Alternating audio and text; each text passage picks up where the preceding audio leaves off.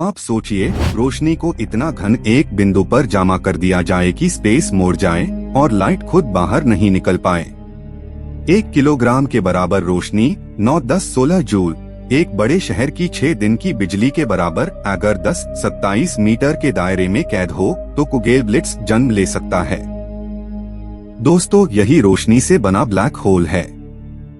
Black hole का मतलब ऐसा क्षेत्र जहां से कुछ भी बाहर नहीं निकल सकता, क्योंकि भागने की रफ्तार लाइट के 3-10-8 ms से भी ज्यादा चाहिए। धरती पार एस्केप स्पीड 11.2 किलोमीटर/s है। ये तो एक जेट से 10 गुना तेज है।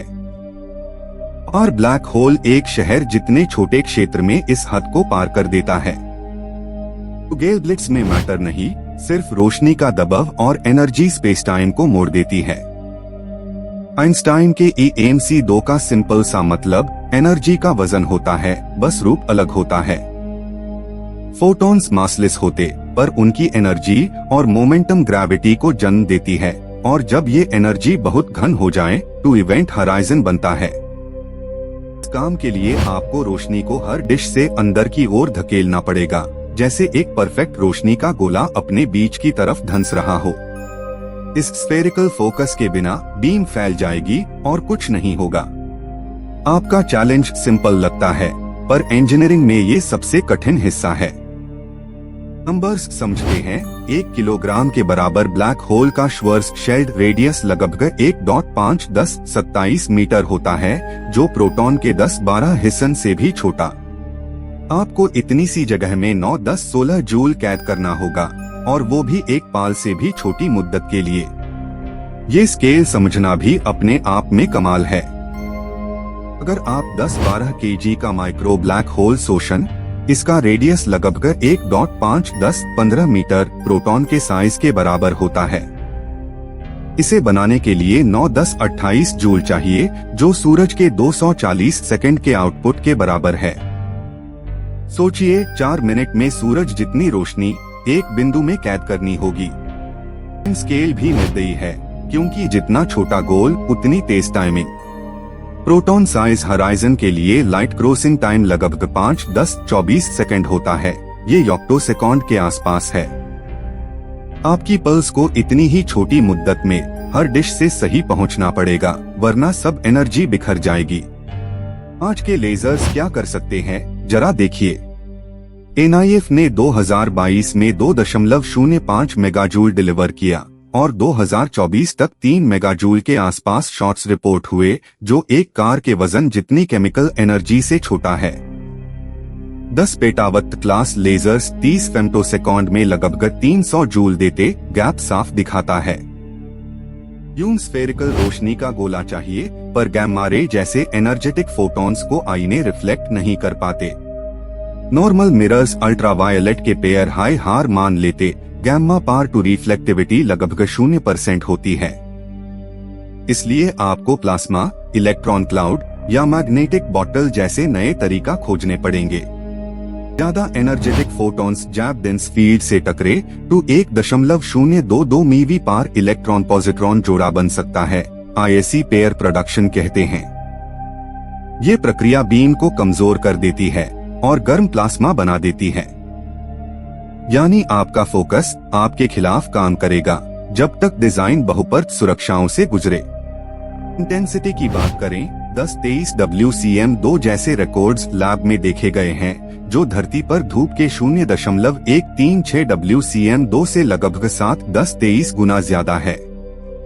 इवाय के नाखून जैसी जगह पर ये पावर क्रोरियन शहरों की बिजली से भी बढ़ा होता, पर ये फिर भी कुगेल ब्लिट्ज के लिए पर्याप्त नहीं।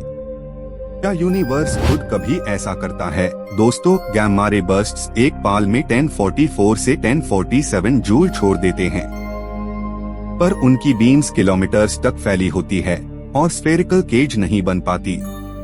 इसलिए वो स्टार को चीर देते हैं, पर रोशनी से ब्लैक होल बनाने जैसी शर्तें पूरी नहीं होती। प्रारंभिक यूनिवर्स में जब तापमान और एनर्जी डेंसिटी आसमान छू रहे द थ्योरी के मुताबिक रोशनी डोमिनेटेड खंडे में माइक्रो ब्लैक होल्स बन सकते थे। अगर फ्लक्चुएशंस सटीक रही हों, तो एक पल के लिए स्फेरिकल कोलैप्स हुआ होगा। ये विचार प्रिमोर्डियल ब्लैक होल्स की कहानी से जुड़ता है, पर उत्तम है। हॉकिंग रेडिएशन के हिसाब से छोटे ब्लैक होल्स बहुत गर्म होते कि लगभग 6-10-8 के m_m 10-12 kg पार्टी लगभग 10-11 के सूरज के कोर से लगभग 6000 गुना गर्म यानी कुगेल्ब्लिट्स अगर बना तो सीधा गैम्मा रेस, न्यूट्रिनोस और तेज कण बरसाएगा। लाइफ टाइम मास का क्यूब होता है m3 पर निर्भर। 10-12 kg का ब्लैक होल लगभग 30 बिलियन साल जिंदा रह सकता है, जबकि 2.3-10-5 kg का सिर्फ 1 सेकंड। मतलब जितना छोटा आप बनाएंगे उतनी तेज वो इवेपोरेट होगा और उतना ही खतरनाक ब्लास्ट जैसा व्यवहार करेगा। सेफ्टी के लिए अगर आप 10-5 kg जैसा माइक्रो कुगेल्ब्लिट्स बना दे तो वो पल भर में चमक खत्म हो जाएगा, आसपास के समन को जहर जैसे रेडिएशन से नुकसान दे सकता। इसलिए इस प्रयोग को धरती के पैर बहुत दूर रखना सही होगा। आपकी टीम को बहुस्तरीय शील्ड्स चाहिए होंगी। फ्यूचरिस्ट आइडियाज के मुताबिक एक पावर प्लांट या स्पेसक्राफ्ट ड्राइव के लिए माइक्रो ब्लैक होल उपयोग में लाया जा सकता है। एस्टिमेट्स बताते हैं एटोमीटर हराइजन के लिए 10-20 से 10-23 जूल चाय जो दुनिया की 1 साल की बिजली खपत के आसपास से लेकर 1000 साल तक के बराबर तक हो सकता है। इंजीनियरिंग ब्लूप्रिंट सोचिए, लेजर स्वार्म्स एक बड़े गोले पर लगे, हर डिश से पल्सेस सिंक में भेज रहे हो। टाइमिंग एरर 10-24 सेकेंड से कम चाहिए, वरना पल्स फ्रंट टक्कर कर प्लाज्मा धुआं बना देगा। कंट्रोल सिस्टम्स को एटॉमिक क्लॉक्स से भी तेज स्थिरता चाहिए होगी, जो अभी दूर का सपना है।